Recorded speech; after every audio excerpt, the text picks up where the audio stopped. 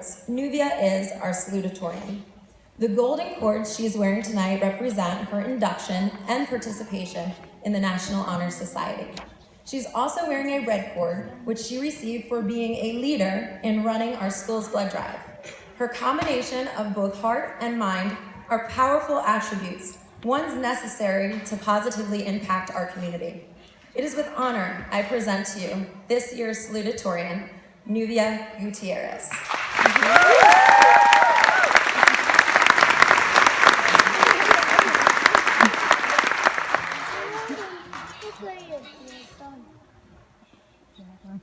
Good evening, faculty, friends, family, and most importantly, class of 2016. Thank you for coming to support Crestview graduating nights. Thank you to each and every teacher for making Crestview a foundation to our futures.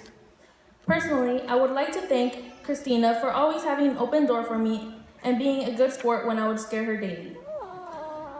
A big thank you to Ms. Gilliam for encouraging me and telling me what I needed to hear and not just what I wanted to hear. I would also like to thank my parents for their support, my sister for keeping me on my toes, and lastly, my tia for making it possible to come even with a son. Graduates, this is the beginning, not the end. Don't stop just because you're scared of failing. There have been so many great leaders throughout history who were able to accomplish so much in their lifetime, despite the struggles they had to push through. President Abraham Lincoln was one of these leaders. What most people know about Lincoln was that he was our 16th president, a lawyer, commander-in-chief during the Civil War, and was most known for his contribution to the 13th Amendment, which helped end slavery. What you may not know is that Lincoln ran for U.S. Senate twice and lost both times. He failed at his first business. He argued a case before the Supreme Court and lost. Lincoln even ran for vice president and lost. But he didn't give up. I won't tell you that we won't fall, because we will. But like Lincoln, we must get back up and try again. Despite the many times Lincoln was unsuccessful in his efforts, he didn't stop. It's not the failures we recognize today, it's his great accomplishments. So it doesn't matter how many times we fall. What matters is that we get back up and try again. And not let our fall turn into a failure. Eric Thomas once said, "Don't cry to give up, cry to keep going." Keep on going because every step will be worth it. He also says, "Pain is temporary. It may last a minute or an hour or a day or even a year.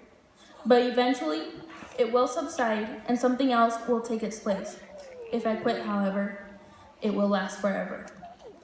During our journey together in high school, we have all had times where we have fallen. Some of us dropped out for a semester or two. We may have been kicked out of school, possibly had to move or change schools frequently, failed a few classes, had to take summer school, or maybe there are others who, like myself, had a baby. Despite these setbacks, we never gave up, and that is why we are here tonight, together as a class of 2016. My dad once told me, "You're on a bike and you need to keep pedaling. If not, you're going to fall." And at the moment, I didn't exactly know what he meant. Until this past year, when I actually went through a time when I wanted to give up because I was scared of failing.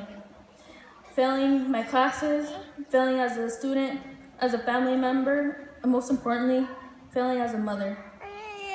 When I remembered what my dad said, he would also say, "If you don't like where you are going, then you have to take a turn." That turn for me meant changing my mindset. And when I did, I made a decision that I was going to block out all the negative voices in my head and put in motion what I had dreamed about. Graduates, we aren't stuck in life. If we don't like where we are going, we must turn. I'm not saying it's easy or simple. But all of us have been through these challenges and are going to push through those challenges, and that is why